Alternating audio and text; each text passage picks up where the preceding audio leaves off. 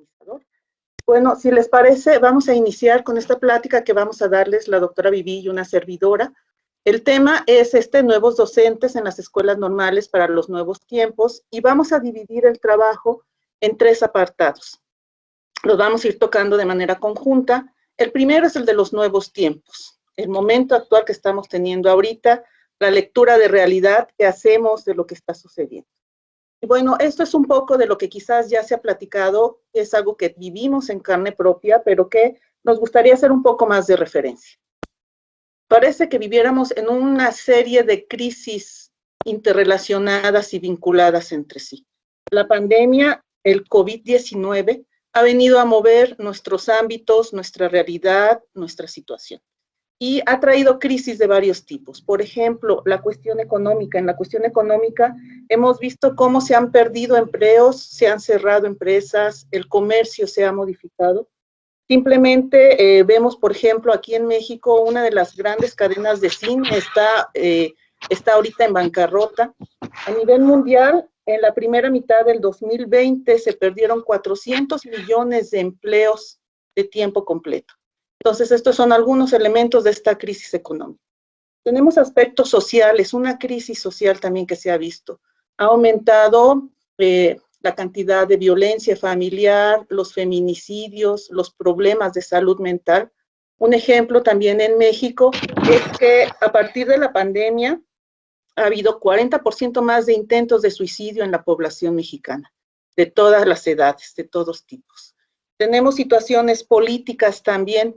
Vemos las grandes desigualdades, como por ejemplo, algunos países ven muy lejana la posibilidad de poder inmunizar a su población, mientras otros países están acaparando las vacunas. Un ejemplo concreto, el miércoles llegaron las primeros miles de vacunas apenas a Ghana, a este país africano, por el mecanismo de COVAX de la ONU. Y vemos una gran diferencia, como por ejemplo en Estados Unidos son millones, más de 60 millones aproximadamente de vacunas que se han puesto y otras tantas que tienen. Y bueno, vemos también la cuestión económica, vemos la cuestión educativa. También la UNESCO nos dice que millones de estudiantes dejaron de estar en las aulas, bueno, todos, pero dejaron sus estudios porque no tenían conectividad ni tenían dispositivos.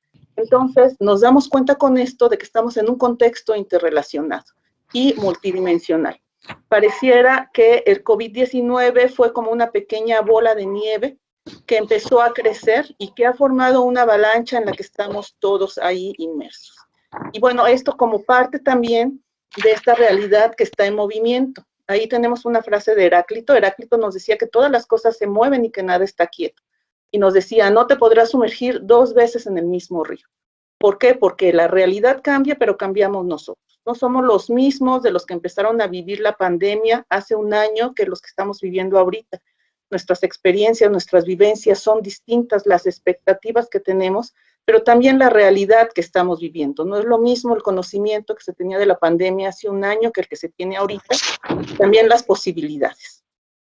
Y bueno, ¿qué nos está mostrando la pandemia ahorita? ¿Qué nos está dejando? Algunos de estos aspectos ya se han dialogado. Brevemente, nada más para comentarlos. Bueno, un aspecto es la incertidumbre. La incertidumbre porque todos teníamos planes a mediano, a largo plazo. Pensábamos que teníamos nuestro futuro asegurado, que teníamos certezas. Y llega la pandemia y nos cambia todo. Nos damos cuenta de que no hay nada 100% establecido y que las cosas se modifican. Mario Benedetti lo dice de una manera muy concisa y dice, cuando creíamos tener todas las respuestas, de pronto nos cambiaron las preguntas. Creíamos que teníamos el futuro asegurado, que sabíamos qué era lo que iba a suceder y llegó esta pandemia y nos modifica todo. Se vincula con una segunda idea de la fragilidad de lo humano.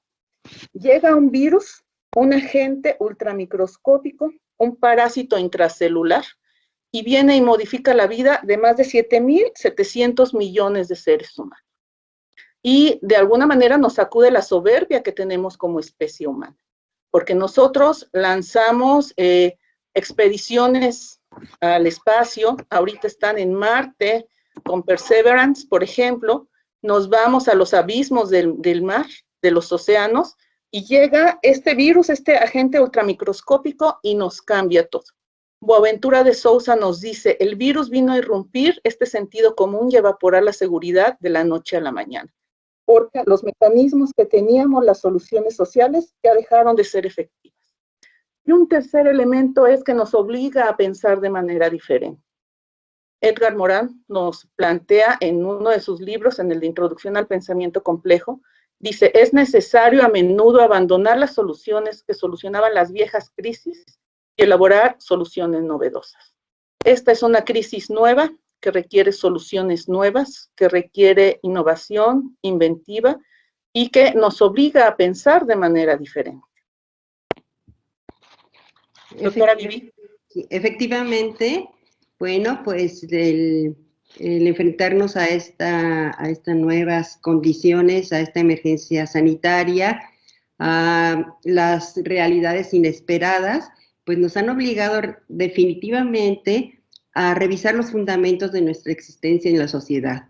Más que una crisis sanitaria, realmente lo que nos estamos enfrentando es a la necesidad de revisar cómo estamos como humanidad preparados para enfrentar los problemas de salud, de la educación, del trabajo, de la cultura, de las relaciones humanas, de las formas de gobierno, de las normas con las cuales nos estamos rigiendo, el papel, por ejemplo, de los medios de comunicación, de las organizaciones empresariales, sindicales, las maneras como están generando los procesos de producción, la manera como nos estamos transportando, etcétera. Entonces, en realidad, se está cuestionando definitivamente lo que hemos hecho como civilización. La civilización humana ha estado puesta en una situación de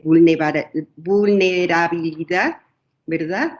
Y que está realmente mostrando la obsolescencia de la capacidad de adaptación y de enfrentar este problema. Pero más que nada yo me quisiera referir, digo, al reconocimiento de esta situación que estamos viviendo, pero me quiero referir justamente a qué pasa a los siguientes momentos. ¿Cuál es el momento futuro que tenemos enfrente y cómo vamos a abordarlo desde el ámbito en el que nos corresponde, que es el ámbito de la educación? En realidad yo creo que el futuro inmediato pues seguirá siendo difícil, mientras que estos problemas de emergencia sanitaria, de clima, del cambio climático, etcétera, están manteniendo las desigualdades y que, bueno, pues están enfrentando a problemas serios a la humanidad en general y al ámbito de educación en particular. Pero bueno, esperamos que todos estos formas de enfrentarlas estén acelerando y se vayan consolidando algunas cosas que nos garanticen que vamos a tener un mejor futuro a mediano y a largo plazo. Y pues ante tales circunstancias nos hemos, sentido todos, por decirlo de una manera coloquial, se nos movió el tapete, por no decir se nos movió el mundo, ¿verdad? Y nos hemos sentido realmente angustiados. Una gran parte de la población ha tenido muchísimo miedo. Y yo creo que es el momento en que tenemos que tener un sentimiento pues mucho más acorde con los seres humanos que somos, que es el sentimiento de la esperanza. Se trata, como dice Bloch, de que nosotros aprendamos la esperanza, porque justamente la esperanza está enamorada del triunfo, no como el miedo pues del fracaso. La esperanza nos da la posibilidad de amplitud, nos da la posibilidad de abrirnos, no de angostarnos como lo hace el miedo. Y justamente en la esperanza vamos a encontrar y va a radicar la acción y la actividad que nos tiene que mover justamente para salir de esta parálisis, de esta pasividad que encierran los procesos de miedo, de angustia, que nos tienen a mucha población anonadada. Entonces, el sentido, estamos esperanzados que la esperanza pueda enriquecernos justamente a nuestro interior, como se decía en la mañana, a esta interioridad que va a conformar la identidad de los profesores. Y si tenemos una esperanza de futuro, como decía, o como dice Kant, él dice que el género humano se ha aplicado, ha sido siempre muy aplicado para progresar, y que en este progreso pues seguirá la humanidad. Y en eso yo creo que coincidimos con él. No pensamos que vamos a tener una catástrofe, pensamos que vamos a tener la posibilidad de seguir adelante. Y como dice Bloch, ¿no? La esperanza, si el hombre está esperanzado, entonces nos va a exigir a cada uno de nosotros que nos podamos entregar activamente al proceso de la construcción de un nuevo mundo, de un mundo de vida. En este nuevo tiempo, seguramente todas las personas seremos capaces de desarrollar todo nuestro potencial, en el que muchas personas podrán participar en la construcción de este mundo global para combatir pues los problemas que se están evidenciando ahorita de marginalidad y de exclusión en muchos sentidos de algunas partes de la población. Tenemos la esperanza de que con un modelo educativo abierto, accesible a todas las personas, podremos aprender a cuidar de la naturaleza, a cuidar de nuestra salud, a cuidarse de nosotros mismos y a cuidar a otras personas. Y entonces esperamos que podamos tener una sociedad mucho más accesible y poder tener muchos más momentos emocionantes para vivir en este maravilloso, maravilloso planeta en el que estamos viviendo ahora.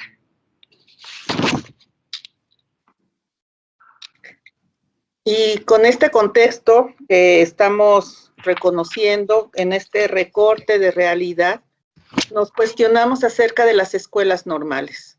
¿Cuál es el papel de las escuelas normales ahorita? ¿Qué es lo que debemos de hacer? ¿Cómo debemos de modificar nuestro actuar? ¿Cómo repensarnos? Y con estas líneas quisiéramos, bueno, plantearnos que necesitamos precisamente soluciones nuevas, necesitamos un nuevo diseño, necesitamos ver qué es lo que estamos haciendo. Y una primera idea es esta: no se va a mejorar la formación de los docentes cerrando las escuelas normales, sino es fortaleciéndolas. Parece que a veces llega esa tentación hacia algunos círculos de poder donde piensan que cerrando las instituciones formadoras de docentes van a solucionar problemas. Y bueno, desde aquí decimos, no es así, esa no es la visión adecuada. Las instituciones formadoras de docentes tienen un papel relevante y lo han tenido a lo largo de la historia. Y no es pensando en cerrarlas, sino en pensar en fortalecerlas, como vamos a lograr cambios importantes. Y bueno, estos cambios tienen que empezar desde nosotros, los formadores de docentes. Cuestionarnos cuál es la responsabilidad que tenemos ahorita, cuál es el papel que tenemos que jugar. Esta idea de responsabilidad la podemos recuperar desde dos pensadores, la doctora Viví lo va a recuperar más profundamente, pero ahorita desde dos pensadores. Uno es Emmanuel Levinas, que nos dice el rostro del otro, que en este caso vienen siendo nuestros alumnos y la sociedad, nos cuestiona y nos interpela. Nos pregunta qué estamos haciendo con la libertad que tenemos y de alguna manera nos exige que tengamos una respuesta ética con nuestra conducta. Esa vendría siendo la responsabilidad hacia la que estamos llamados. La segunda manera de entender esta responsabilidad es con Enrique Dussel. Dussel nos dice que ser responsable significa que tomemos a cargo las mediaciones, las posibilidades o las acciones como una exigencia para realizar nuestra propia vida humana como individuos, pero también de manera comunitaria. El ser autorresponsables, dice Dussel, solamente el ser humano lo puede hacer. Por eso somos los únicos seres que estamos llamados a vivir éticamente. Por lo tanto, ¿cuál es la responsabilidad que tenemos como instituciones formadoras de docentes? ¿Dónde está nuestra ética o cómo debemos de replantear esta ética en nuestro quehacer? Y bueno, yo aquí quisiera centrarme únicamente en dos planteamientos, la doctora Vivi va a profundizar en otros, pero aquí, ¿cuáles son los otros que nos están interpelando en nuestra labor como instituciones formadoras de docentes? ¿Quiénes son esos que nos cuestionan y hacia los cuales tenemos que responderles de una manera ética? Bueno, yo quiero hacer dos planteamientos. Uno es con las niñas. Tenemos que trabajar más la cuestión del desarrollo de nuestras niñas en muchos ámbitos, pero un ámbito esencial es el ámbito científico. Vemos todavía en este siglo XXI, vemos grandes exclusiones, grandes desigualdades. Por ejemplo, la UNESCO nos dice que actualmente hay 16 millones de niñas y de adolescentes que nunca van a ir a la escuela, que nunca van a pisar un aula, que no van a ser escolarizadas. Entonces vemos esta gran problemática. En cuestiones de ciencia, un ejemplo palpable son los premios Nobel. Solamente a lo largo de la historia, 17 mujeres han tenido un premio Nobel en el ámbito de la medicina, de la química o de la física. Ahí tenemos a Marie Curie, ella fue una de las pocas que ha sido, pero a comparación de los varones, que han sido 572 varones los que han tenido este premio, con una gran contrastación de 17 mujeres. Y no es por la falta de capacidad de las mujeres. Y otro elemento más, al menos en el país, nada más hay 1/3 de investigadoras en el mundo. De toda la investigación que se hace, menos de 1/3 son mujeres, somos mujeres. Entonces, esto nos invita a repensar qué es lo que está pasando en la educación con las niñas, qué está pasando en la educación con las mujeres. Tenemos la invitación como formadores de docentes a convencer, a formar, a preparar a nuestros maestros para que ellos puedan involucrar a sus niñas desde el básico, desde el nivel básico, en actividades que tengan que ver con, por ejemplo, con el STEM que se conoce ahorita, con la ciencia, la tecnología, las ingenierías y las matemáticas. Necesitamos quitar estos estereotipos que pareciera que todavía hacen la diferencia entre un género y el otro, como si un género no fuera capaz de hacer este tipo de investigación. Y necesitamos también invitarlas y lograr que se den estos cambios. Nos dice la ONU, ¿por qué formar mujeres en investigación? ¿Por qué tenemos que hacerlo? Bueno, porque tenemos que desbloquear el potencial de la mitad de la población, que pareciera que está bloqueado por muchas cuestiones sociales, culturales, económicas, políticas, pero también porque si formamos niñas ahorita en el ámbito científico, estas niñas van a ser las tutoras de las siguientes generaciones. Entonces, ese es un otro que nos cuestiona, nuestras niñas, en todos los ámbitos, pero un ámbito es la cuestión del desarrollo científico. Y otros que nos están cuestionando también es la educación de nuestros indígenas. Yo aquí quisiera recuperar una idea que manejó el doctor Ignacio Rivas ayer en su conferencia, y decía algo que me gustó mucho, dice, la escuela debe ser pensada desde la razón de los más débiles. Y en nuestro país, en México, un grupo débil ha sido el grupo de nuestros indígenas. Ha existido una visión racista y discriminatoria donde los mestizos pensamos que somos la visión general y los otros son barbarie, son el no ser. Donde la educación de nuestros niños indígenas ha estado viviendo una serie de problemáticas. Por ejemplo, ahí hay una frase de un investigador que dice, una escuela de los indígenas que los ha hecho sentir a los niños que su lengua y su cultura no sirve y no funciona. Una escuela, un sistema educativo que ha sido excluyente, que ha sido asimétrico y que ha sido homogeneizante. Es decir, que ha marcado grandes diferencias, que los ha ido relegando, que les ha dejado lo más bajo en infraestructura, en recursos, en personal en muchas ocasiones, y homogeneizante, porque tienen que aprender el español, porque tienen que tener la cultura que tenemos en la ciudad o que se tiene en algunas comunidades, y se relega todo lo que ellos son.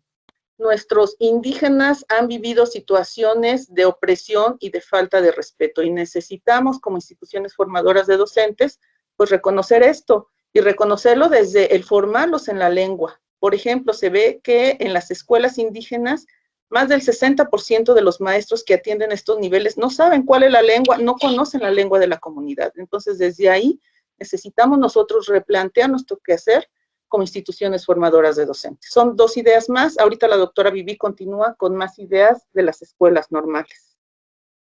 Sí, en realidad, pues tenemos que reconocer que las aulas son reflejo de la realidad planteada por Marce. En ellas sí seguimos teniendo una concepción unidireccional y cerrada, que en las escuelas, las aulas siguen siendo espacios de dominación, de opacidad, que necesitamos tener y estamos urgidos de una revolución cultural en la que realmente podamos cultivar y recuperar el espíritu de colaboración entre las generaciones que trabajamos juntas, alumnos, profesores, autoridades, etcétera, para construir un objetivo, un futuro educativo mejor.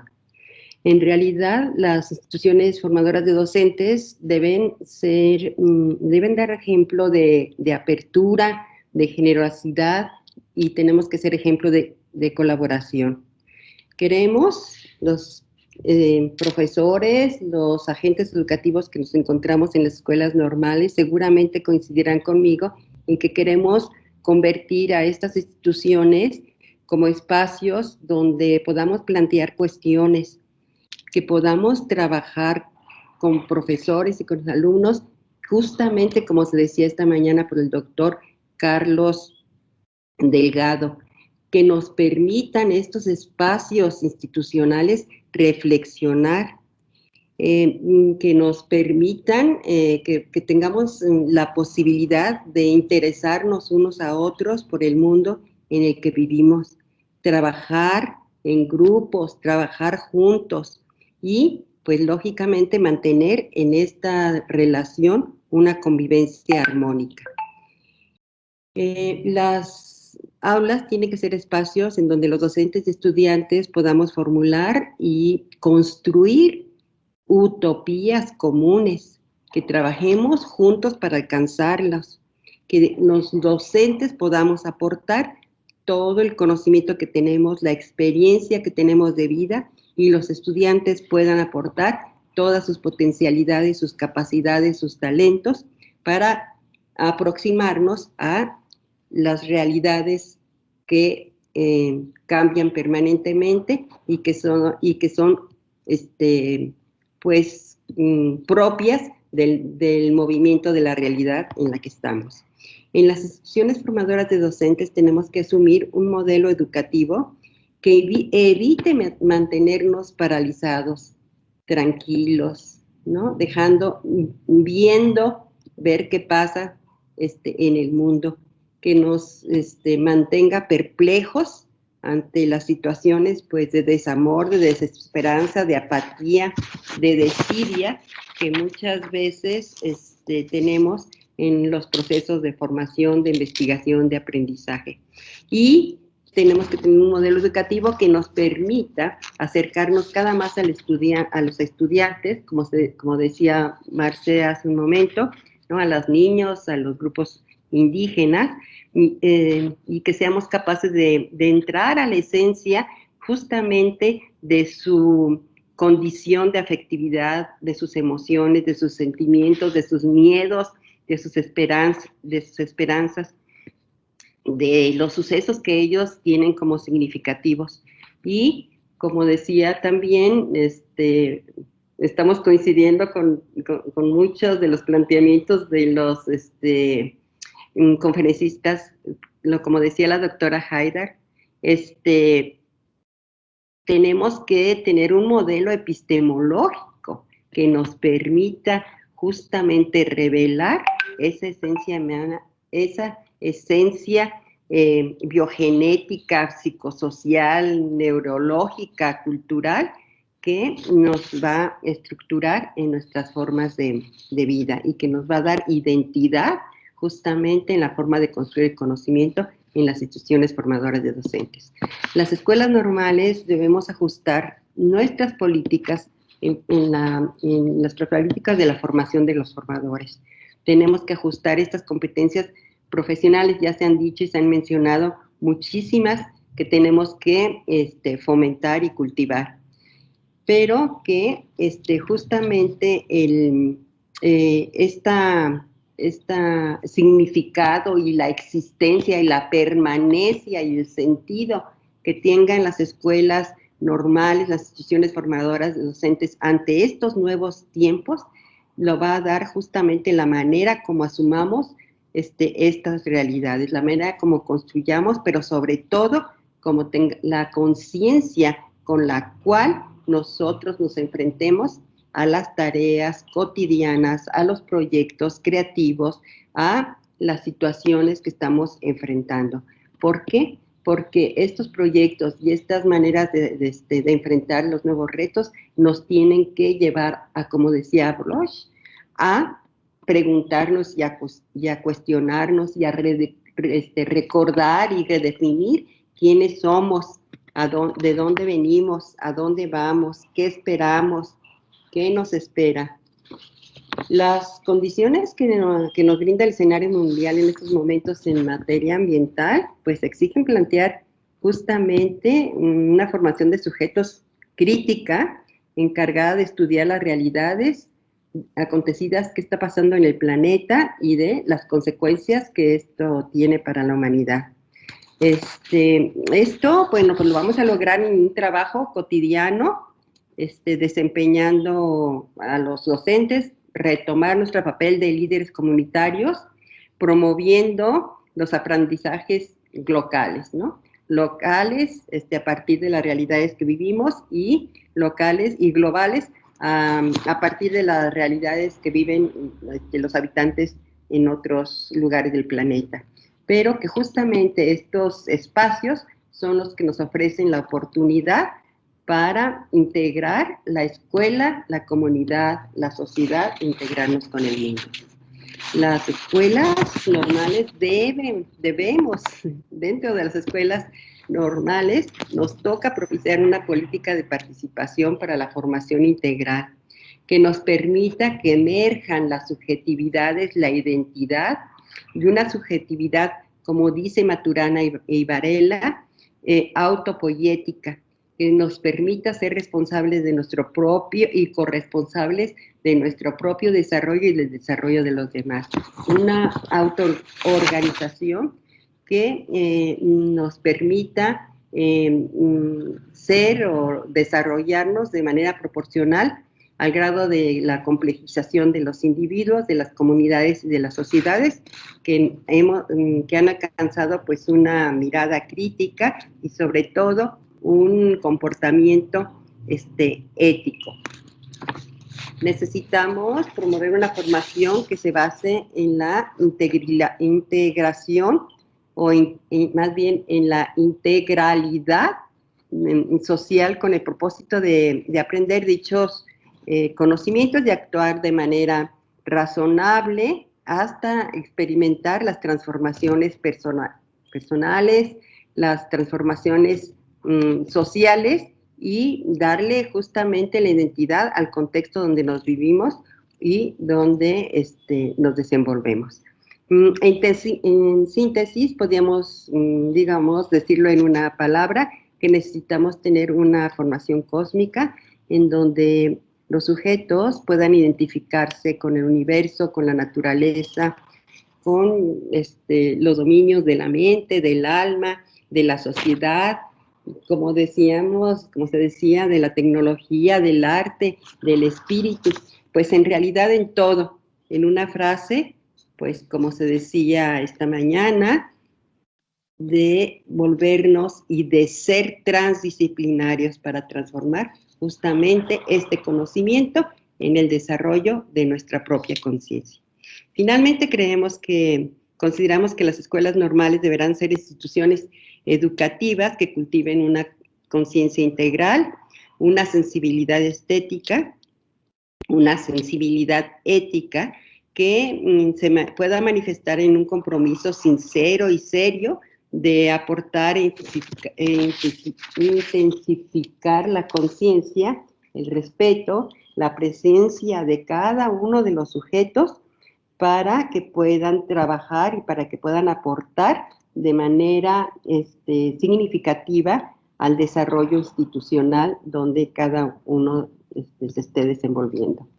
Realmente lo importante será la posibilidad que tengamos de expandir este círculo de respeto, de amor, de compasión hacia los demás, y tener la posibilidad también de incluir en nuestro pensamiento, en nuestra manera de ser, las perspectivas de otros.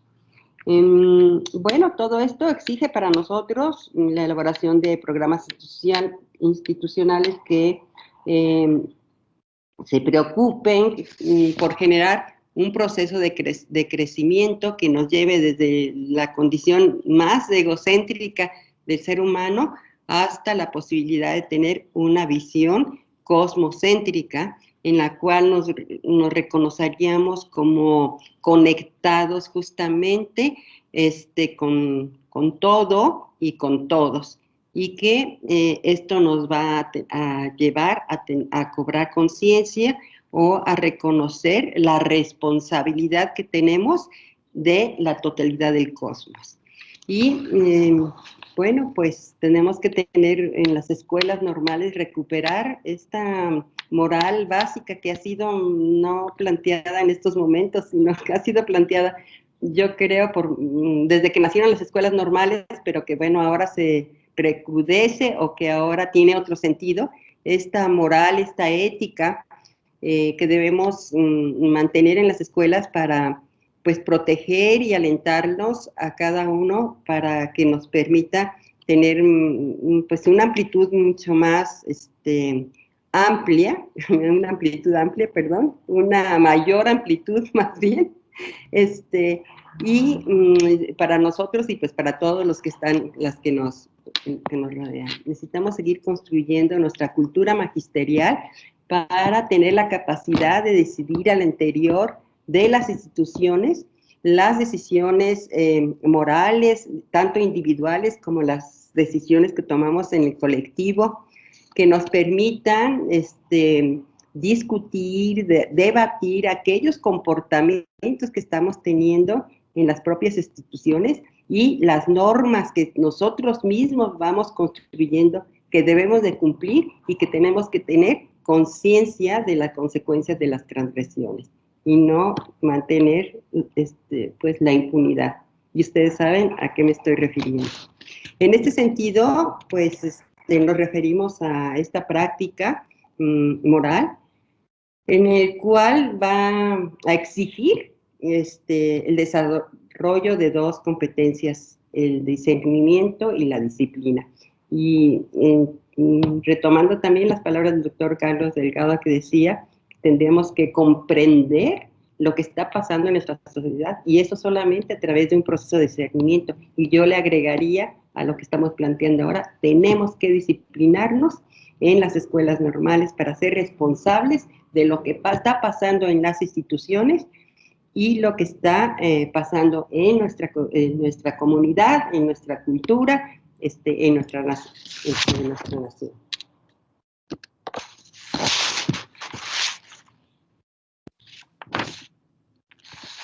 Y con este contexto, con estos replanteamientos para las escuelas normales, para las formadoras, ahora quisiéramos abordar cuál es el perfil que tendríamos que favorecer en los nuevos docentes. ¿Qué es lo que nos está exigiendo la sociedad? ¿Cuáles son los retos que tenemos? ¿Cómo visualizamos este futuro de los profesores en su formación? Vamos a hablar un poco entonces de este perfil que consideramos que deben de tener. Y bueno, yo me voy a detener nada más en dos características. La doctora Vivi va a cerrar con la parte más fuerte de este perfil de los docentes. Una primera característica que yo considero que es fundamental que tenemos que trabajar en nuestros maestros es precisamente de las habilidades tecnológicas. Pareciera que la realidad precisamente nos está demostrando la necesidad de estas habilidades tecnológicas en los docentes. Llegó la pandemia, llegó la necesidad de dejar las aulas, de abandonar las escuelas, pero no podíamos abandonar a nuestros estudiantes. Entonces, tuvimos que ver las maneras de involucrarnos en la tecnología, de experimentar con ellas y también de innovar. Hemos tenido casos desde los que nada más empiezan a usar el WhatsApp o los que están utilizando el Facebook, los que hacen videosesiones. Ayer estuvo muy interesante la mesa 1, la transdisciplinaria, que fue en la que me tocó estar, porque se hablaron de una serie de experiencias de cómo trabajar las habilidades tecnológicas y entonces, por ejemplo, nos presentaron un trabajo de España de cómo han estado haciendo la realidad aumentada y luego se presentó otro acerca de los tutoriales. Ahorita acaba de concluir la conferencia anterior que fue de los videos, de los mini videos. Y bueno, todo esto es la gran necesidad de trabajar las habilidades tecnológicas en nuestros estudiantes, pero las habilidades no entendidas como un fin en sí mismas. No son la tecnología por la tecnología en sí, sino la tecnología como mediación, la tecnología como la posibilidad que nos da de ejercer y de tener esta actividad educativa con nuestros estudiantes. ¿Qué nos ayuda a hacer las tecnologías? Bueno, nos ayudan para muchas cosas. Una es para facilitar el acceso a la información y al conocimiento. Otra es para lograr el aprendizaje para toda la vida. Los sujetos a través de la tecnología pueden estar buscando fuentes de información, pueden conectarse con cursos, pueden estar en la plataforma de su escuela, pueden construir entornos personales de aprendizaje. Nos ayuda para empoderar a los estudiantes, para que ellos tomen un papel importante en lo que están haciendo y bueno, en fin, nos modifica, cambia la visión de la tecnología y la sigue enriqueciendo. Aquí hay de uno de los lados de esta diapositiva 3 niveles que nos plantea la UNESCO que tenemos que trabajar las habilidades tecnológicas en los docentes. Un primer nivel es la adquisición de conocimiento, es decir, que aquí los profesores se den cuenta cuáles son los beneficios potenciales de las tecnologías. Un segundo nivel es profundizar en los conocimientos, donde además de darme cuenta que para qué me sirve, puedo hacer un trabajo colaborativo, puedo cooperar con los demás y podemos enriquecerlo. Y finalmente, el nivel de creación de conocimientos, donde el maestro se convierte en un modelo del uso de las tecnologías, pero aparte abre todas las posibilidades para que sus estudiantes puedan crear nuevos conocimientos a lo largo de las tecnologías. Entonces, estos 3 niveles nos invitan a repensar cómo podemos trabajar esta tecnología con nuestros estudiantes, cómo favorecer estas habilidades. Y tenemos también un ciclo de los ejes o los ámbitos en los cuales puede incidir la tecnología. Tenemos aspectos como por ejemplo en el currículum, en la pedagogía, cómo la tecnología puede modificar y puede enriquecer la organización y la administración de las escuelas, cómo puede incidir directamente en las competencias, cuál es su papel y cómo puede lograr este aprendizaje profesional, esta carrera de vida que nosotros mencionamos, que no se acaba en la normal, sino que los egresados se den cuenta de que tienen que seguir aprendiendo a lo largo de todo su desempeño magisterial y las habilidades tecnológicas le van a brindar esta posibilidad de hacerlo. Y bueno, al fondo está el informe Educase, el informe Horizon del 2020. Los informes Horizon han estado mostrando en años previos como un gran desafío el formar a los maestros en habilidades tecnológicas. En años previos se mostraba como un desafío y con la gran dificultad. Bueno, ya se ha dicho, la pandemia vino a acelerar esto y va a ser muy interesante ver el informe del 2021 porque seguramente va a dar cuenta de todo lo que ha pasado en este lapso tan pequeño, en este año, y todo lo que se ha avanzado, pero también los retos y los desafíos que nos quedan como instituciones formadoras de docentes. Y un segundo ámbito que considero yo que es esencial ahorita para formar a nuestros futuros maestros es construir o es lograr que nuestros maestros sean tutores de resiliencia. Tutores de resiliencia, no nada más por la pandemia, no nada más por esta situación que estamos viviendo, que tenemos la esperanza de que vaya solucionándose poco a poco, sino porque vivimos en contextos terriblemente desiguales e injustos, donde vemos que nuestros niños y nuestros adolescentes no son esa figura mítica y estereotipada que se decía que la infancia es un espacio despreocupado, una edad tranquila. Vemos que desde pequeños nuestros niños viven problemáticas como, por ejemplo, cuestiones de problemas en la familia, de depresión, de ansiedad, de alcoholismo, de adicciones. Nuestros niños y nuestros adolescentes Viven problemas de violencia con la delincuencia, el narcotráfico, los feminicidios. Viven pobreza que se refleja en dificultades para el acceso a la alimentación, a la seguridad pública, a los servicios, a la salud, a la educación. Un dato que manejaban y que nos muestra esta gran desigualdad que vivimos en México es que en el país hay 6 personas que tienen el 50% del ingreso del país. Y los otros 120 y tantos millones nos quedamos con el otro 50%. Y todavía muy desigual. Entonces, son estas grandes diferencias, son estas grandes pobrezas, son estas dificultades que viven nuestros niños, que no es otra vez nada más por la pandemia, sino hay circunstancias que ellos están transitando que nos hace a nosotros replantearnos si podemos ser tutores de resiliencia. ¿Qué se entiende por resiliencia? Boris Cyrulnik, el padre de este término ya aplicado en cuestiones psicológicas, lo define con 3 ideas esenciales. Una dice, es el arte de navegar en los torrentes, en las tormentas. Otra es una fuerza que nos permite recoger las flores en el estiércol. Y también como un proceso, un devenir o un camino que es necesario recorrer. Boris Cyrulnik, que fue un niño que pudo sobrevivir a los campos de concentración, plantea la necesidad de que se formen tutores de resiliencia. Dice, no tutores los ya tradicionales, sino tutores explícitos, tutores como los maestros. Los maestros podemos ser tutores de resiliencia, que somos gente de la vida cotidiana, la cual puede acompañar a los niños y a los adolescentes, brindándoles un apoyo y una fortaleza. Yo creo que todos recordamos a algún maestro en nuestra vida que en algún momento difícil nos ayudó a salir un poco adelante de esta situación y a tener una mejor actitud para enfrentar al mundo. Y bueno, brevemente, ¿qué se necesita para formar un tutor de resiliencia? 4 características esenciales. Una, un vínculo afectivo.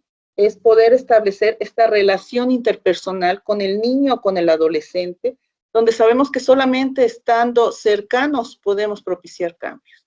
La otra es el compromiso de que se sepa que no está solo, que sepa que hay alguien más ahí que no lo va a dejar en el momento más difícil. Una más son los pequeños logros, cuando nosotros le ayudamos a darse cuenta de que puede ir haciendo pequeños cambios en su vida y que puede ir modificando aspectos, le ayuda a tener un mejor autoconcepto de sí, a reconocer cuáles son las herramientas que tiene y le ayuda a ser resiliente. Y algo que yo creo que tenemos que trabajar más en las escuelas normales son las habilidades de apoyo. Cuestiones tan esenciales como reconocer todos los riesgos que viven nuestros adolescentes, la capacidad de empatía, la capacidad de escucha y, bueno, todo este acompañamiento. Es parte del compromiso social que tenemos ahorita el poder apoyar a nuestros niños y a nuestros adolescentes buscando ser tutores de resiliencia. Doctora Vivi. Sí, bueno, se nos acabó el tiempo ya. ¿Ya?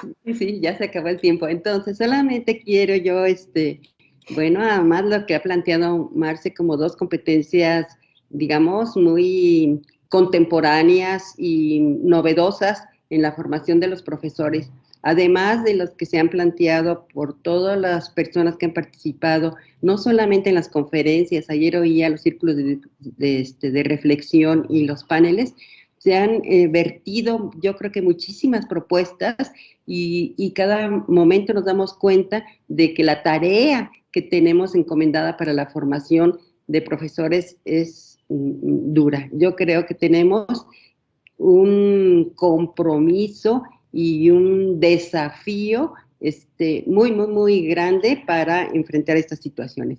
Bueno, yo aquí tengo planteadas algunas competencias que no son nuevas, que no son nuevas para los maestros de este mundo, que son competencias que han sido planteadas desde hace muchísimo tiempo, pero que consideramos que debemos de actualizarlas, que debemos enfatizarlas, que debemos recordarlas, que debemos renovarlas, porque son competencias que realmente van a definir la función del profesor. Conocemos, sabemos, todos somos profesores que estamos aquí, tenemos la conciencia de que la práctica docente es un trabajo social, que somos, que tenemos una profesión que nos permite dar un servicio a la comunidad y que tenemos que resignificar este sentido justamente de servicio en el cual nos mantiene en las instituciones formadoras de docentes. Yo creo que tenemos que desarrollar algunas competencias que nos permiten gestionar nuestro trabajo de docente. Por ejemplo, yo creo que tenemos que tener una formación para desarrollar nuestra inteligencia financiera que nos permita dimensionar lo que es nuestro salario, cómo distribuirlo, cómo gastarlo, qué sentido tiene en relación con el salario de otras personas en los momentos actuales en los que estamos. Revalorar el beneficio que estamos teniendo de pues lo que estamos percibiendo, y yo creo que esta gestión económica nos va a ser muy importante porque de alguna manera está influyendo en la forma en cómo nos comportamos en la escuela. Yo he escuchado a muchos de compañeros que decimos, bueno, el gobierno hace como que me paga, pues yo hago como que trabajo. Entonces, sí, yo creo que redimensionar retomar esta formación desde las normales nos va a dar una perspectiva más amplia, epistemológica, que nos va a permitir actuar de otra manera.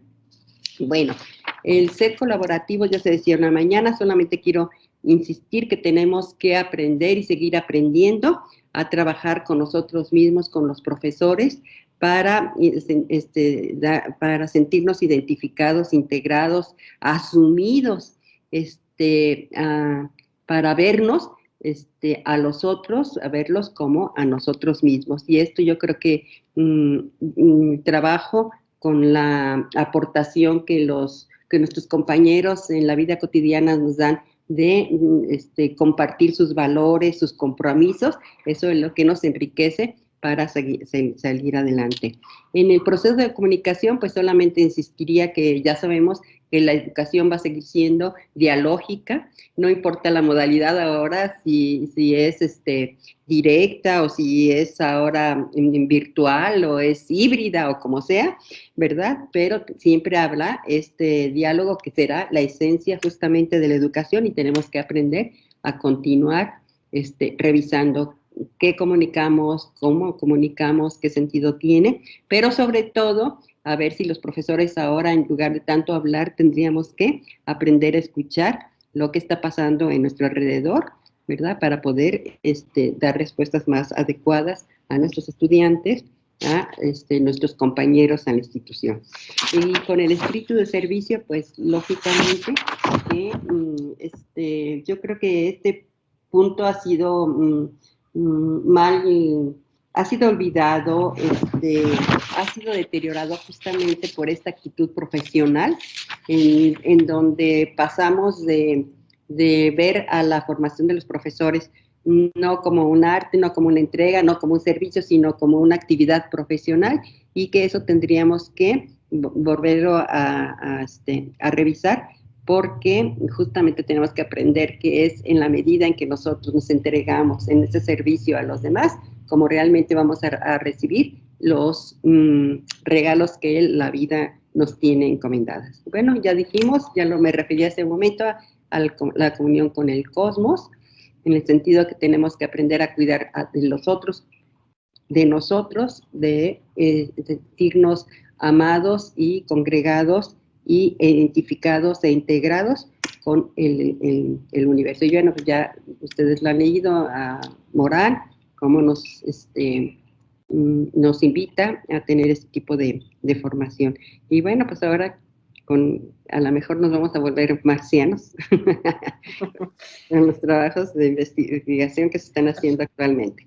Bueno, creativos igual por la tecnología, por encontrar proyectos, ¿no?, que den respuesta a las necesidades que tenemos, y sobre todo cultivar la voluntad, porque la voluntad es el caldo, la esencia, el magma fundamental para trabajar en función de lograr las utopías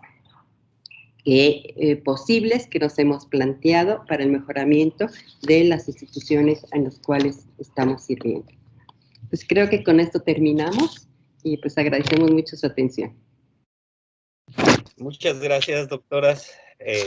Muy significativo lo que ustedes nos han señalado y nos invitan a transformar el proceso educativo y en esa transformación lo que señalan de dejar de ver la docencia como un trabajo y verla como una actividad, como una actividad que responda a las condiciones en que se está viviendo y que nos implica a replantear el proceso, no responder al problema con la misma estrategia, sino con nuevas estrategias. Y para esto, bueno, ya se agotó el tiempo, pero aún así no sé si alguno quiere tomar la palabra para hacer algún tipo de comentario. Vamos a dar la palabra a 2 o 3 compañeros. Sí.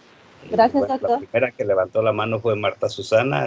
Gracias, Marta. Muchas gracias, doctor. Muy amable. Doctora, fíjese que mi ponencia está referente a este tema. Yo creo que es muy importante aquí y hay un problema muy grande. Creo que no existe ninguna institución que compruebe si efectivamente los docentes que salen de las normales están capacitados para estar frente a grupo. Otra cosa, yo creo que también es muy importante la idea de que exista una reforma educativa, pero no en las aulas, más bien una reforma hacia las normales, hacia donde están los formadores de educadores. Gracias, es muy interesante todo esto, es en cuanto a mi participación. Muchas gracias. Vamos a darle la palabra a otras 2 o 3 personas más y si las doctoras quieren una segunda participación, bueno, pues entonces cerraríamos con ellas. ¿Sí? ¿Hay alguien más que quiera comentar alguna otra cosa? Bien, parece ser que no hay más participaciones. Pues, doctora, les agradecemos. No, sí hay participaciones, nomás que no las vio. Hay 2 manos levantadas. Acá no se ven. Bueno, adelante. Ok, yo voy a hacer una. Gracias. Quiero saber, bueno, no saber, sino cómo encajaría todo esto que acaban de platicar, bien interesante, con la situación de que en lo económico el docente que está en grupo o el docente que está desde abajo de la cadena, muchas veces no es suficiente el recurso económico, ¿no? Y entonces la mayoría, hablando de los que estamos abajo, se tiene que tener otro trabajo, ya sea en una institución privada, andan vendiendo abón, andan vendiendo cosa y media las maestras, los maestros entrenan equipos por la tarde, trabajan en otra cosa por la tarde. Entonces, ¿de qué manera se puede uno mediar o adecuar todo esto que platicaban para dedicarle exactamente toda la energía, todo como debe ser a la actividad docente, pero poder subsistir? Esa sería mi pregunta. Gracias, Josué. ¿Una tercera participación para después darles la palabra? No sé, ¿hay otra mano levantada por ahí? Adelante. Sí, Aida. Gracias. La mía. Perdón. Adelante, 2 Aida. diapositivas y en lo largo de la conferencia he escuchado y he visto escrito Cosmos con K. Decir que entiendo por un cosmos con K, a diferencia de un cosmos con C. Gracias.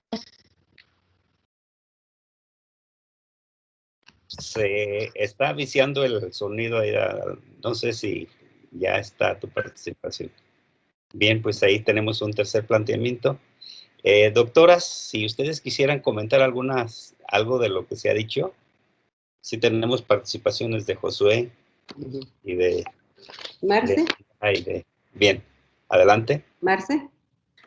Sí, doctora Vivi. Bueno, yo muy breve, yo creo que es cierto, hay una gran cantidad de docentes, me consta, mi papá fue maestro, y yo recuerdo muy bien que salía de una escuela y se iba a la otra, y luego se iba a la otra, y luego se iba a la otra, terminaba en las tardes. Y bueno, lamentable porque creo que falta revalorar más la función de los maestros, la gran aportación que los maestros hacen en la construcción del país, en el desarrollo de las nuevas generaciones, pues sí exigiría a veces un mejor salario, pero bueno, ese tema lo tocó usted, yo se lo dejaré para que usted lo desarrollara más, pero yo lo que quisiera hacer es más bien un reconocimiento para los maestros que precisamente con todas esas situaciones adversas, con todas esas dificultades, tienen el gran compromiso y que son esos sujetos significativos que cambian la vida de los niños y de los adolescentes.